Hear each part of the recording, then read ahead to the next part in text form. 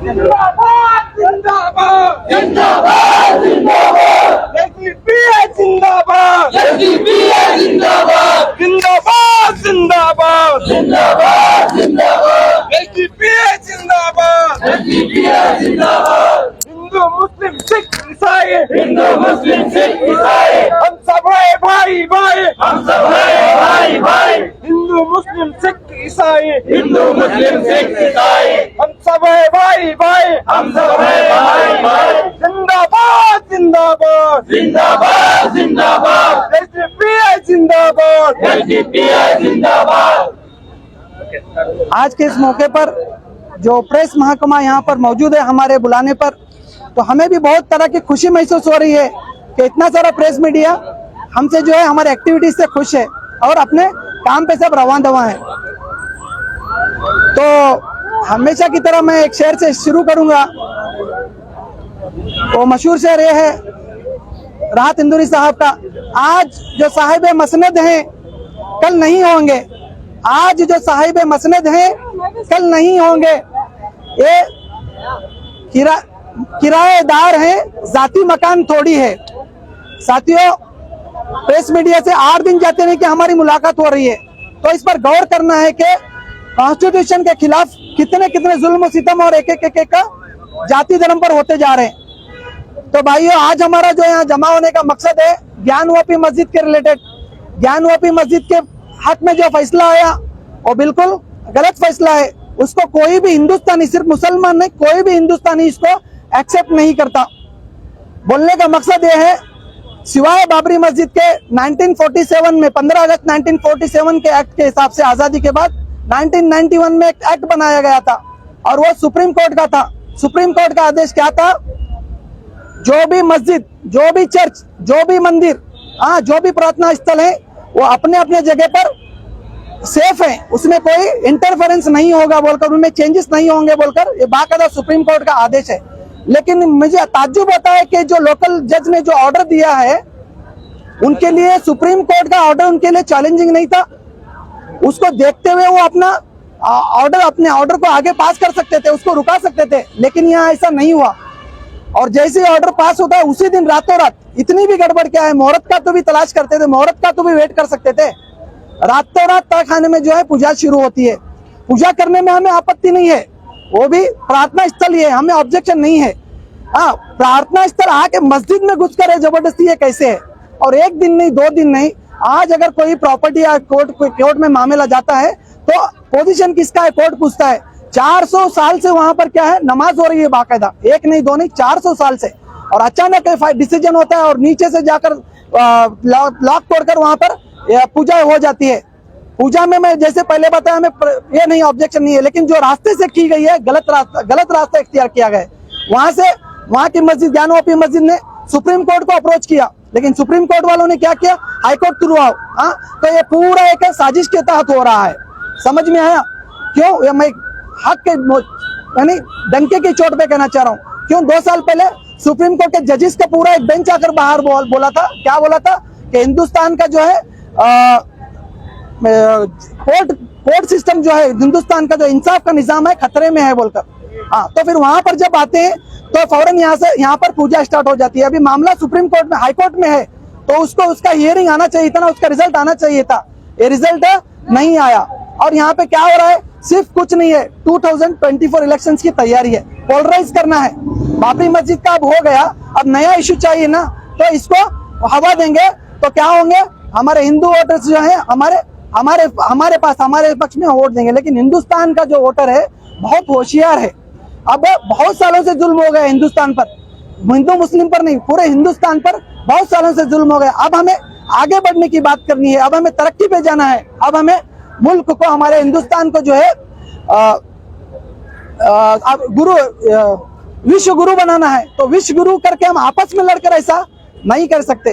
तो इसके लिए हमें जो है आज हमारे जो सामने जो चैलेंजेस हैं उसके बारे में हम फोकस करना चाहिए। बेरोजगारी आम होते जा रही है। इंडिया की जनता 83% इंडिया की जनता राशन पर डिपेंडेंट है। ये हमारे इंडिया का शर्म से झुकाने की बात है।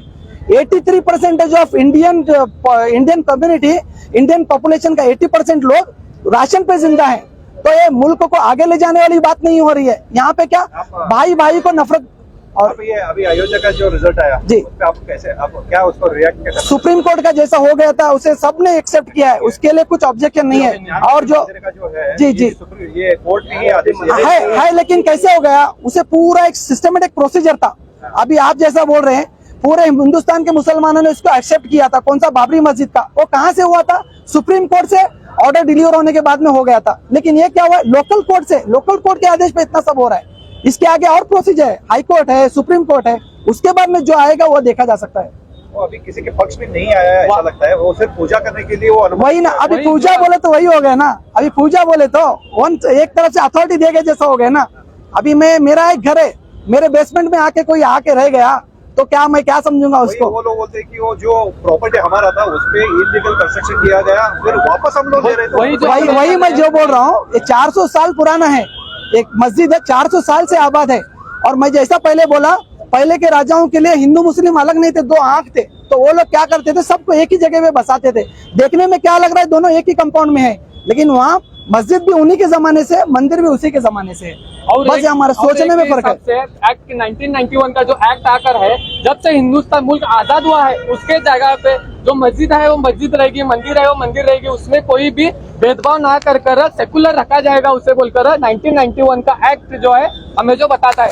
हम उसके तहत जो वाराणसी के जिला जज ने जो ये दिया है, कार्रवाई की है उसके ऊपर, वो चिंताजनक है। हम ये नहीं बोल रहे कि गलत है, वो चिंताजनक है। इसको हाई कोर्ट में डालकर हम क्या है, क्रैश कराकर जो भी है उसके सेकुलर में है, जो भी कॉन्स्टिट्यूशन इजाजत देता है, कॉन्स्टिट्यूशन लॉ एंड ऑर्डर के तहत रहते हुए, अंदर रहते हुए क्या है, हम उसकी एक डिमांड करते हैं कि वो वापस मस्जिद ही रहेगी और मस्जिद कमेटी को सौंप दिया जाए बोलकर एसडीपी की एक डिमांड है।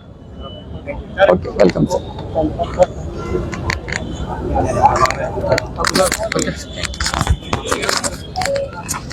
यहाँ पर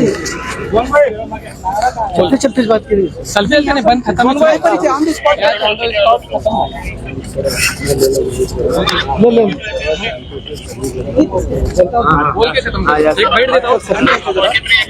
अभी ज्ञान वापी का तो फैसला जिस तरह से आया, 2 दरवाजे खुले और 8 दरवाजे खोलने वाले, 8 जो तहखाने हैं उनको खोलने का भी जल्द फैसला।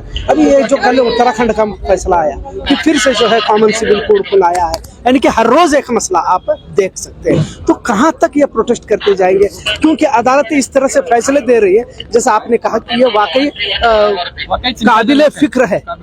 तो इसे आगे किस तरह से करेंगे, क्या एहतजाज इसका एक, क्योंकि संविधान भी बदलने की बात कही जी। एसडीपी का एक पूरा सोशल एक स्टैंड है, यहाँ का आवाम का भी एक स्टैंड है, और कॉन्स्टिट्यूशन के दायरे में रहते हुए जो चीज आपने अभी बताई, जो भी जज वाराणसी के जो स्टेटमेंट देकर है कि यहाँ पे पूजा के लिए अनुमति दे रही है, ये जो जज का जो फैसला आकर है चिंताजनक है। तो worship place of worship act जो 18 सितंबर 1991 में जो बनाया गया है, उस एक्ट के अंदर मेंशन है कि जो आजाद होने के बाद, हिंदुस्तान को आजाद मिलने के बाद जो धार्मिक स्थल है, यानी जो जिसके इस्लामिक के ये मस्जिद हो, मंदिर हो, चर्च हो, गुरुद्वारा हो, इनके ऊपर कोई भी क्या है राजनीतिक नहीं खेला जाएगा। इनके इसमें कोई भी ये पक्ष में उनके ना दिया जाएगा ना इनके दिया। जो अभी स्थिर है ये तो वहीं पे रहेगी बोलकर एक आकर है। जो ज्ञानवापी मस्जिद जो है फैसला आकर है, ये 400 साल पुरानी है। तो इससे कंसिडर करते हुए डिपार्टमेंट जो भी कोर्ट का जो आदेश है, हमें इसे क्या करते हैं, कोर्ट से रिक्वेस्ट करते हैं कि वापस से क्या है हाई कोर्ट में डालकर एक केस इसको वापस जो मस्जिद कमेटी को है उनको मस्जिद सौंप। पहली मर्तबा सुप्रीम कोर्ट के जजेस पर, सुप्रीम कोर्ट के फैसलों पर एतराजात दर्ज किए जा रहे हैं कि एक तरफा फैसले हो रहे हैं, हकीकत की बुनियाद पे नहीं हो रहे, क्योंकि ये तो राजा बादशाहों के जमाने के फैसले हैं। 1950 में संविधान बनता है, संविधान के बाद की बात मानने को तैयार नहीं है, पहले की बातें को लाकर नया तरीके से इश्यूज को खड़ा किया जा रहा है। तो इसमें एक अवाम की एक जिम्मेदारी है, जो किया जा रहा है। अभी भी कॉन्स्टिट्यूशन अभी भी जिंदा है, लॉ एंड ऑर्डर अभी भी जिंदा है। हम कहते हैं कि अभी भी क्या है, अवाम को, सेकुलर अवाम को एक होकर आकर ये जो हमारा भाईचारे का जो भी बंटवारा हो रहा है, इस पे ना होए दे बोलकर एक अवाम से मेरे एक आजीजाना रिक्वेस्ट कर क्या है यहाँ पे ये करें। शुक्रिया।